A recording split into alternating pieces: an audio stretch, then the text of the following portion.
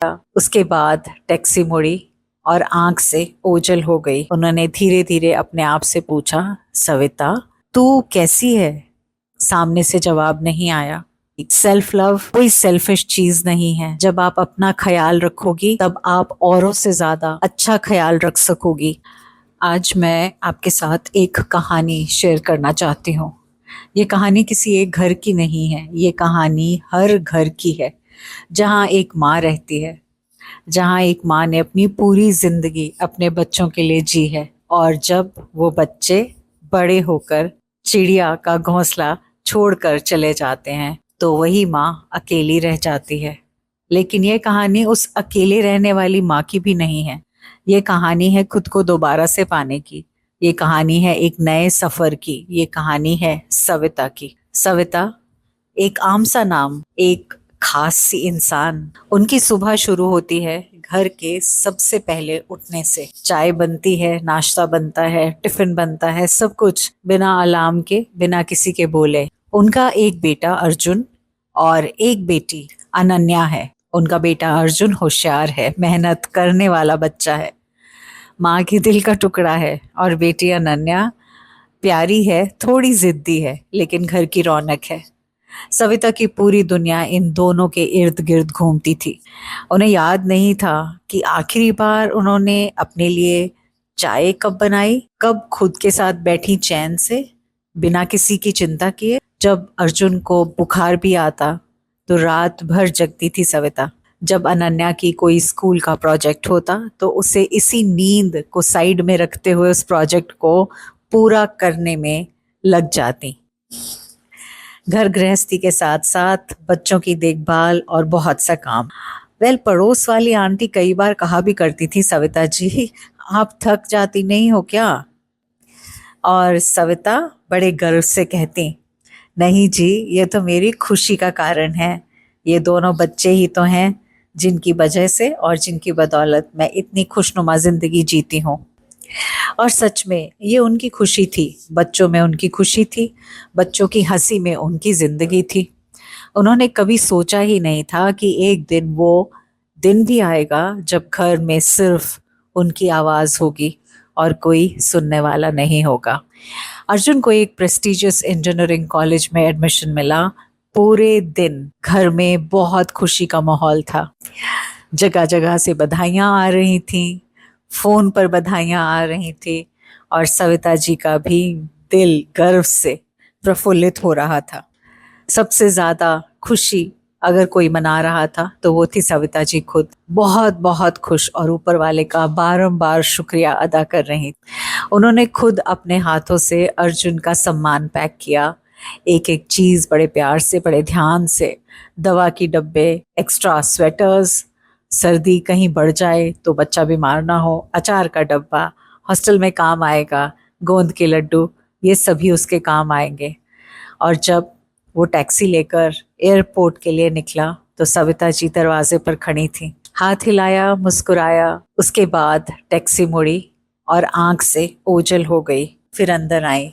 अर्जुन का कमरा देखा, बिल्कुल साफ, बिल्कुल खाली। बेड पर उसकी वही पुराना टेडी बियर पड़ा था। सविता जी ने उसे उठाया और अपने सीने से लगा लिया, और तब वो रो दी, अकेले, चुपचाप, बिना आवाज के, क्योंकि उन्हें पता था ये आंसू खुशी के भी थे और ये आंसू दर्द के भी थे। कुछ ही महीनों में अनन्या भी चली गई और सविता का घर, जो कभी हंसी और शोर से भरा रहता था, बिल्कुल शांत हो गया। पहले कुछ दिन तो सविता ने खुद को बिजी रखा, साफ सफाई की, कपड़े धोए, पुराना सामान ठीक किया। लेकिन सब कुछ ठीक करने के बाद कुछ था जो ठीक नहीं हो रहा था, और वो था उनका खालीपन। सुबह उठती और सोचती, आज किसके लिए नाश्ता बनाऊं, क्योंकि अब अर्जुन नहीं है। किसके साथ बैठकर क्रिकेट का मैच देखूं?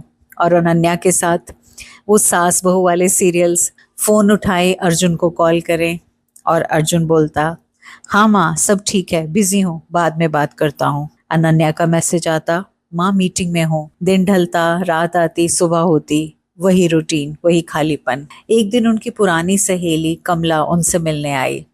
देखा तो बोली, सविता तुमने अपना क्या हाल बना रखा है, कितनी कमजोर हो गई हो। सविता ने कहा, क्या करूं कमला, अब किसके लिए बनाऊं अपने आप को, किसके लिए अपना बनाव श्रृंगार करूं, अपने लिए, सिर्फ अपने लिए। और ये तीन शब्द कविता के दिल में कुछ हलचल सी पैदा कर गए। जैसे एक बंद दरवाजा थोड़ा सा खुला, थोड़ी सी रोशनी अंदर आई। उस रात सविता ने एक काम किया जो उन्होंने शायद सालों में नहीं किया था। वो अपने कमरे में गई। अचानक शीशे में उन्हें अपने खुद का चेहरा दिखा और उन्होंने अपने चेहरे को बहुत गहराई से देखा। एक बार फिर से बहुत पास से अपने चेहरे को देखा। आंखों में थकान थी, चेहरे पर एक अजीब सी उदासी थी। हाथ जो सालों से सिर्फ औरों के लिए काम करते थे, वो हाथ कितने सूने से थे। उन्होंने धीरे धीरे अपने आप से पूछा, सविता तू कैसी है? सामने से जवाब नहीं आया, क्योंकि उन्होंने ये सवाल खुद से कभी पूछा ही नहीं था। उस रात उन्होंने एक कॉपी निकाली और उसमें लिखा, मुझे क्या पसंद था जो मैं कभी कर ही नहीं पाई, और लिखने लगे और ये गिनती बढ़ती चली गई। मुझे बागवानी बहुत पसंद थी, छोटे छोटे पौधे लगाती थी। मुझे गाना सुनना और गाना गाना बहुत पसंद था। मुझे पसंद था नॉवेल्स पढ़ना, मुझे पसंद था कहानियाँ लिखना, मुझे पसंद था पेंटिंग करना। जो बचपन में मेरी पेंटिंग्स आज भी मेरे स्कूल के किसी कोने में लगी हुई हैं। मुझे सुबह की चाय की दुकान पर बैठकर चाय पीना अपने माँ बाबूजी के साथ, वो बचपन का टाइम, वो भी बहुत पसंद था। वो लिखती गईं और कब 3 पन्ने पर गए उन्हें समझ में ही नहीं आया।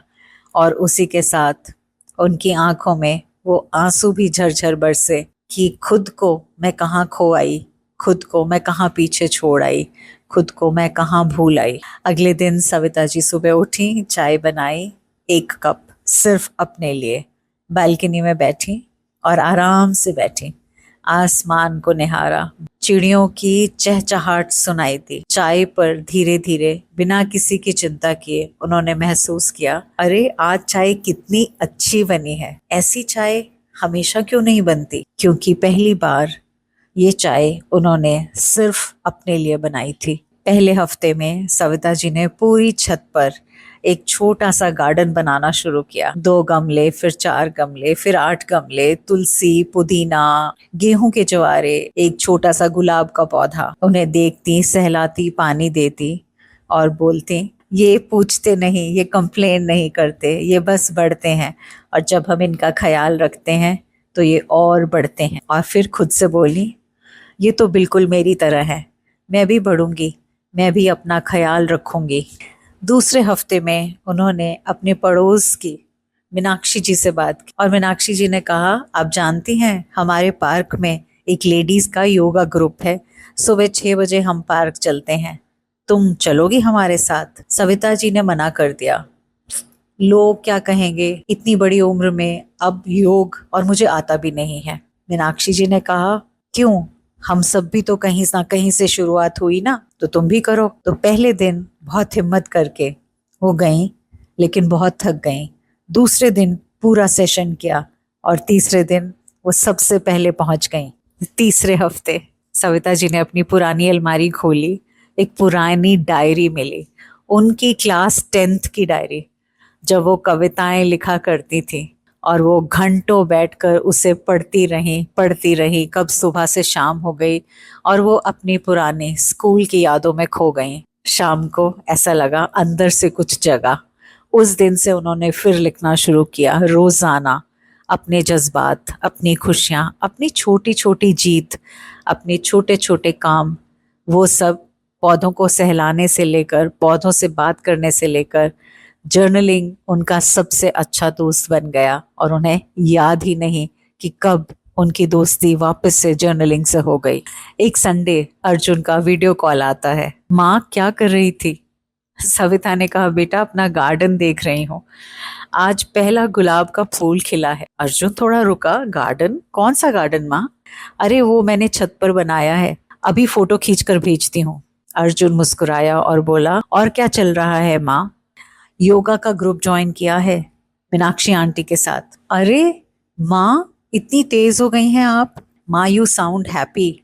सविता जी रुक गईं, सोचा, फिर धीरे से बोली, हाँ बेटा, सच में खुश हूँ। अर्जुन की आवाज में भी थोड़ा सा भारीपन आ गया। माँ, आई लव यू। माँ, मैं जब आऊंगा ना तो आपके लिए बहुत से नए नए किस्म के सीड्स लेकर आऊंगा। यहाँ पुणे में बहुत कमाल के सीड्स मिलते हैं और वो हम अपने गार्डन में लगाएंगे। और ऐसे में दोनों हंस पड़े। ये हंसी वो नहीं थी जो बच्चों के लिए थी, ये हंसी वो थी जो सविता जी के लिए, खुद के लिए थी, पूरी तरह से। सविता ने धोबी के तीनों बच्चों को पढ़ाना शुरू किया जो घर के सामने प्रेस लेकर बैठा करता था। और ऐसे लगने लगा, अरे उन्हें टीचिंग तो हमेशा से ही पसंद थी और इसके लिए क्यों ना मैं कहीं ना कहीं इनके लिए शुरुआत करूं। और इसके साथ ढेरों दुआएं भी कमा गईं सविता जी उसी धोबी से और उस धोबी की बीवी से। सविता जी की एक फेवरेट डिश उड़द की दाल, जिसकी रेसिपी उनकी एक सबसे ज्यादा पसंदीदा की जाने वाली रेसिपी थी। उन्होंने उसे खुद के लिए बनाया और पूरा प्रोसेस को वीडियो से रिकॉर्ड किया और उसी वीडियो को फेसबुक पे डाल दिया। बहुत हैरानी हुई जब अगले दिन सवेरे 500 लाइक्स आ गए थे उस वीडियो पर। और अपने आप से पूछा सविता जी ने कि मैं कौन हूँ। शीशे के सामने खड़े होकर सामने से आवाज आई, सविता तुम अर्जुन की माँ हो, सविता तुम अनन्या की माँ हो, सविता तुम बहुत अच्छी कुक हो, सविता तुम एक पैशनेट गार्डनर हो, सविता तुम एक ऑथर हो, सविता तुम बहुत प्यारी पोएम्स लिखती हो, सविता तुम बहुत कमाल का पढ़ाती हो, एक अच्छी टीचर हो, सविता तुम एक अच्छी दोस्त हो, सविता तुम एक अच्छी लर्नर हो। और सविता ने अपने आप को हग करके कहा,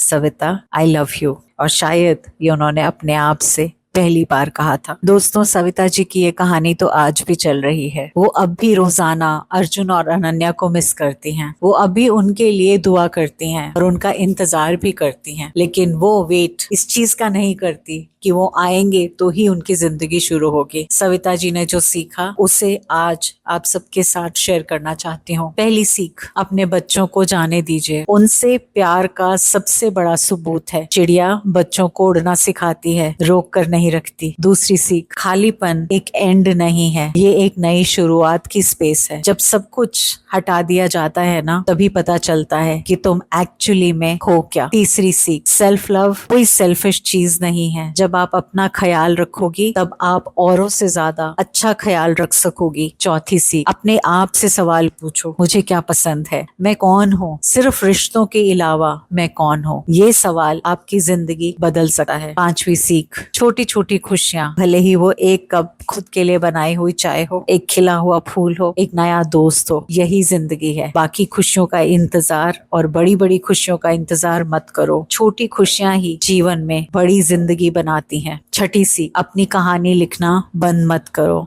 सिर्फ इसलिए नहीं कि बच्चे चले गए, बल्कि इसलिए कि आप अभी भी हैं, पूरी तरह से हैं। तो दोस्तों, अगर आप एक माँ हैं या आप किसी माँ को जानती हैं, तो आप वो बच्चे हैं जो घर से दूर हैं। ये कहानी आप सबके लिए है। उन्हें बोलो, उन्हें याद दिलाओ, उन्हें ये सुनाई देनी चाहिए कि वो सिर्फ माँ नहीं है, वो सिर्फ इंसान नहीं है, एक पूरी दुनिया उन्हीं के अंदर समाई हुई है। एक खास इंसान है हर माँ। और अगर आप खुद वो माँ हैं तो आज बस एक कदम उठाइए, एक चीज कीजिए, एक कप चाय सिर्फ अपने लिए, एक फूल सिर्फ अपने लिए, एक पेज सिर्फ अपने लिए, बिकॉज आप डिजर्व करते हैं अपनी जिंदगी में खिलना, अपनी तरह से खिलना। मैं हूँ डॉक्टर नीति कौशिक और मैं चाहती हूँ कि आप हर रोज थोड़ा और खिलें, थोड़ा और मुस्कुराएं, थोड़ा और अपनी हूँ ये कहें। अगर ये कहानी आपके दिल को छू गई तो प्लीज इसे शेयर करना ना भूलें, अपनी माँ के साथ, अपने बच्चों के साथ, अपने फ्रेंड्स के साथ। शायद इनमें से किसी को उसकी जरूरत हो। और नीचे कमेंट्स में